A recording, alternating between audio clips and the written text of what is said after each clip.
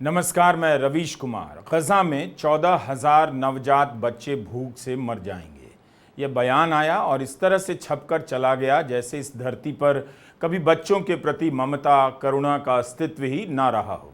आपकी जानकारी में और आपकी आंखों के सामने 14,000 नवजात बच्चे भूख से तड़प कर मर जाएंगे, ऐसा कहा गया है।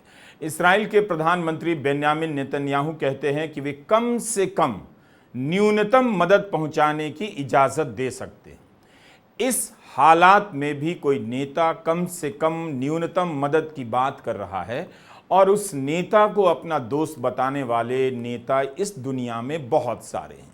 दुनिया भर में युद्ध के विनाश के प्रति लोगों की संवेदनाओं को जगाने के लिए कवियों ने, लेखकों ने और नेताओं ने बच्चों का ही सहारा लिया। अब उन्हीं बच्चों को गजा में 2 साल से बम और भूख से मारा जा रहा है ताकि इस बमबारी को आत्मरक्षा की मान्यता मिल सके। निंदा में कोई कमी नहीं की गई इस्राएल की, मगर गजा का नरसंहार निंदा के बाद भी नहीं रुका। विकीलीक्स के जुलियन असांज ने तो अपनी टी शर्ट पर 4,986 बच्चों के नाम लिखवा दिए हैं। ये उन बच्चों के नाम हैं जो गजा में मारे गए। असांज इस टी शर्ट को पहनकर कान फिल्म समारोह में चले गए। शायद यह उम्मीद रही होगी कि यहां आए शानदार कलाकारों में से कोई गजा पर बनी फिल्म में बच्चा बनेगा, मरते हुए बच्चे का बाप बनेगा, बच्चों के मारे जाने का अभिनय करेगा और इन्हीं में से कोई फिल्म बनाने की कल्पना करेगा। असांज को हकीकत पता है, बस कोशिश जारी है। यह तस्वीर डेविड फिशर की बताई जा रही है। ऐसा लगता है कि बचपन को नष्ट करने के लिए युद्ध जायज हो चुका है। दुनिया ने ऐसा मान भी लिया है। क्रूर से क्रूर इंसान के भीतर बच्चों के जरिए करुणा जगाने के कितने रूपक मौजूद हैं, लेकिन गजा के बच्चों को दुनिया भर की करुणा ने मरने के लिए अकेला छोड़ दिया है। इन पन्नों पर साफ साफ तो यही लिखा है, अगर गजा में 48 घंटे के भीतर मानवीय सहायता नहीं पहुंची तो 14,000 नवजात बच्चे भूख से तड़पकर मर जाएंगे। संयुक्त राष्ट्र के मानवीय सहायता अध्यक्ष टॉम फ्लेचर ने कहा है कि उन्हें खाने और इलाज की जरूरत है। टॉम फ्लेचर का कहना है कि सोमवार 19 मई को गजा में केवल 5 ट्रक सहायता सामग्री लेकर प्रवेश कर पाए, मगर यह गजा की जरूरत के हिसाब से सागर में बूंद के समान है। उनका बयान है कि अब खाना नहीं जो हमास चुराने वाला है। हम इस खतरे में काम कर रहे हैं कि हमारा सामान लूटा भी जा सकता है। इस्राएल के हमले का भी खतरा है। हमें कई रुकावटों का सामना करना होगा, बहुत से खतरों का मुकाबला करना होगा, मगर इस समय इस विकल्प से बेहतर कुछ और नहीं कि उन माँओं तक यह सहायता पहुंचा दी जाए जो इस वक्त अपने बच्चों को पोषण नहीं दे सकती हैं। कौन लोग हैं जो इस हालात में भी गजा में काम कर रहे हैं, मदद पहुंचा रहे हैं, वहां मारे जा रहे बच्चों की चिंता कर रहे हैं? हम ना इन बहादुर लोगों की बहादुरी की कल्पना कर सकते हैं और ना अक्टूबर 2023 से लेकर अब तक गजा में मारे गए 17,000 से अधिक बच्चों की कल्पना कर पाते हैं। अब कोई कहता भी नहीं कि बच्चों का क्या कसूर है, उन्हें क्यों तड़पा कर मारा जा रहा है। मामूली बैकग्राउंड म्यूजिक से भरे घटिया सीरियलों को देखते हुए दर्शक भर भर आंसू रो लेते हैं, लेकिन इस दुनिया की आंखों के आंसू तभी क्यों सूख जाते हैं जब गजा के बच्चों की खबरें आती हैं। ये सभी नवजात बच्चे हैं, 14,000 नवजात बच्चे जो भूख से मर सकते हैं। 13 मई की खबर है। विश्व स्वास्थ्य संगठन ने यह खबर प्रकाशित की कि गजा में 57 बच्चे भूखमरी से मर गए। मीडिया विश्लेषणों में इसकी संख्या तो और भी अधिक बताई जा रही है। संयुक्त राष्ट्र से जुड़ी संस्थाओं का अनुमान है कि गजा के 93% बच्चों पर भूखमरी का साया है, यानी गजा के 9,30,000 बच्चे भूखमरी के साये में जी रहे हैं। इन सब के बीच नोबेल शांति पुरस्कार से लेकर सभी प्रकार के पुरस्कारों की घोषणा हो रही है, लेकिन उसी दुनिया में गजा के नवजात बच्चे भूख से तड़प कर मारे जा रहे हैं। राजनीति की भाषा समाप्त हो चुकी है। राजनयिकों की भाषा केवल व्याकरण के दम पर खड़ी है। उनमें नैतिकता और मानवता अब नहीं बची। बचे होने का नाटक भर है। अच्छे सिले कपड़े में स्मार्ट दिखने वाले नेता तो बहुत हैं, ध्यान से देखेंगे तो उनके कपड़े ही उन्हें नेता बना रहे हैं। उनकी नैतिकता उतनी स्मार्ट नहीं लगती। दुनिया भर की जनता ने खुद को ही रौंद डालने के लिए ऐसे ऐसे नेताओं को सत्ता सौंप दी। गजा में मरने का मतलब हम और आप नहीं जान सकते। गजा से एक कवि हुए हैं मुसाब अबू तोहा, जो यहां से वहां भागते हुए इस समय अमेरिका में शरण ले रहे हैं। एक बार अल जजीरा ने उनसे पूछा कि इस्राएल के कब्जे वाले गजा में जीना कैसा होता है, तो उनका जवाब था, इसकी कई परतें हैं। अगर आप गजा में रहते हैं तो बार बार मरते हैं, क्योंकि आप एयर स्ट्राइक में मर सकते थे मगर आप सिर्फ किस्मत से बच जाते हैं। अपने परिवार के इतने सदस्यों को मरते देखना भी एक तरह की मौत है। अपनी उम्मीद खोना भी मौत है। हर रात हमारे लिए एक नई जिंदगी होती है। आप सोने जाते हैं और आपको इस बात का यकीन होता है, शायद अब समय आ गया है कि मैं अपने परिवार के साथ मारा जाऊंगा। इसलिए यहां कई बार मरते हैं, क्योंकि आप अपने आप को मृतकों की गिनती में हर रात देखते हैं। मेरा 4 साल का बेटा जानता है युद्ध क्या है। उसे पता है कि एयरक्राफ्ट क्या होता है, बम क्या होता है और एयर स्ट्राइक और धमाका क्या है। वह जानता है कि ड्रोन क्या है, उसे पता है F-16 क्या है। बच्चे चित्रकारी करना, पेंट करना, साइकिल चलाना नहीं सीख रहे। वे जीना नहीं सीख रहे, वे किसी तरह बच जाना सीख रहे हैं। वे बताते हैं कि कैसे एक बार हवाई हमले के दौरान उनकी बेटी आसमान से गिरते बमों से खुद को बचाने की कोशिश कर रही थी। उनके 6 साल के बेटे के पास अपनी बहन को सुरक्षित करने के लिए और कोई चीज नहीं थी, तो उसने उसे कंबल से ढक दिया। ऐसा हो गया है जीवन गजा के बच्चों का। बच्चे खेलते भी हैं तो कल्पना यही करते हैं, आसमान से बम गिरा आ रहा है और बचने की कोशिश में कंबल के नीचे छिपे जा रहे हैं। सायरन बज जाता है, बिजली चली जाती है तो कईयों के होश उड़ जाते हैं। गजा के बच्चों की क्या हालत होती होगी। हिंदी में यही मतलब हुआ कि जिस देश में बच्चों की हत्या से किसी को फर्क नहीं पड़ता, उस देश में बच्चों को अच्छा बनाना भी मुश्किल हो जाता है।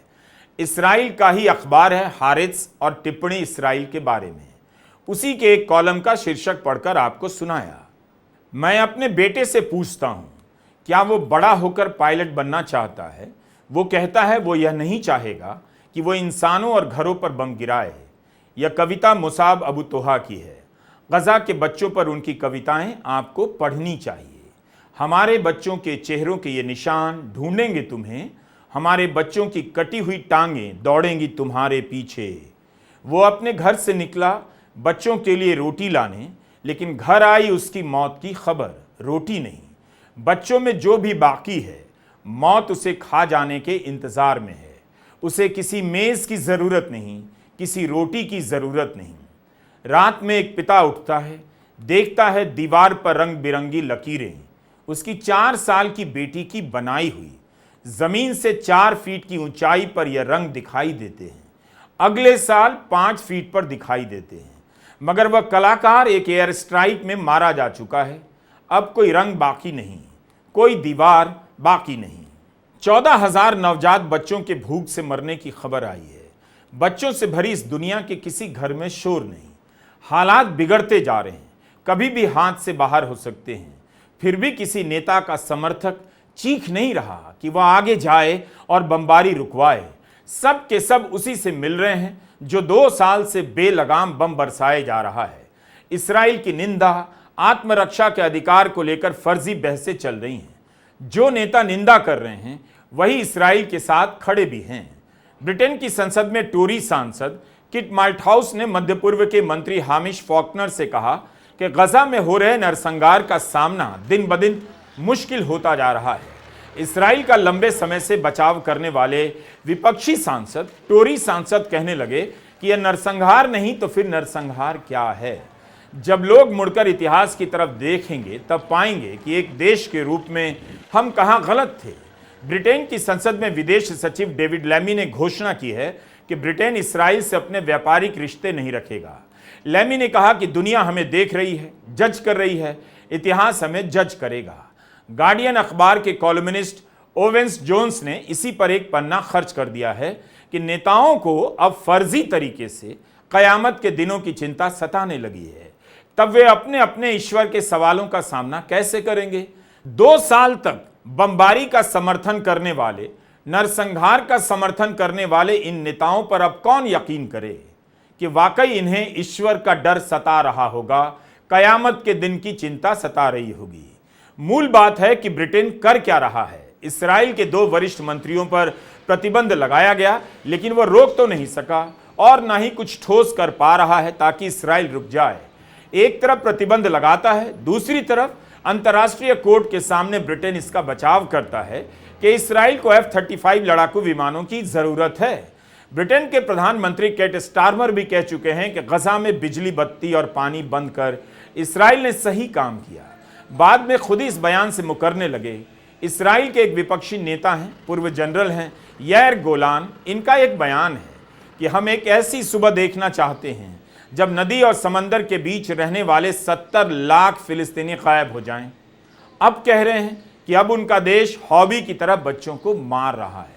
ब्रिटेन ने तो इस पर दस्तखत किया है कि कहीं भी दुनिया में कहीं भी नरसंहार होगा, उसे रोकने की नैतिक जिम्मेदारी अपने ऊपर लेगा। क्या ब्रिटेन कुछ भी बढ़कर नरसंहार को रोकने के लिए कर पा रहा है, या अब उसकी हैसियत नहीं? यह सब खाना पूर्ति की बातें हैं। अमेरिका के आगे उसकी अपनी इतनी हैसियत है कि वह विरोध कर सके, हम सब जानते हैं। कनाडा और फ्रांस के साथ नरसंहार की निंदा कर देना अलग बात है, लेकिन सवाल है कि इन देशों से यह नरसंहार अभी तक रोका क्यों नहीं जा रहा है। ब्रिटेन के पूर्व नेता प्रतिपक्ष ने संसद में खड़े होकर सवाल किया है कि ब्रिटेन की सरकार इस्राएल को हथियार देना कब बंद करेगी, उसकी सैन्य मदद कब बंद करेगी। F-35 विमानों से 60,000 लोगों की मौतें हुई हैं। ब्रिटेन की सरकार कब इस विमान के पुर्जों को इस्राएल भेजना बंद करेगी। ब्रिटेन के विदेश मंत्री ने संसद में खड़े होकर कहा है, उन्होंने इस्राएल को सीधे तौर पर F-35 के पुर्जे देना बंद कर दिया। सिर्फ तभी वह इस्राएल तक पहुंच रहे हैं जब हम यह नहीं जानते कि आखिर में उन्हें किसने खरीदा।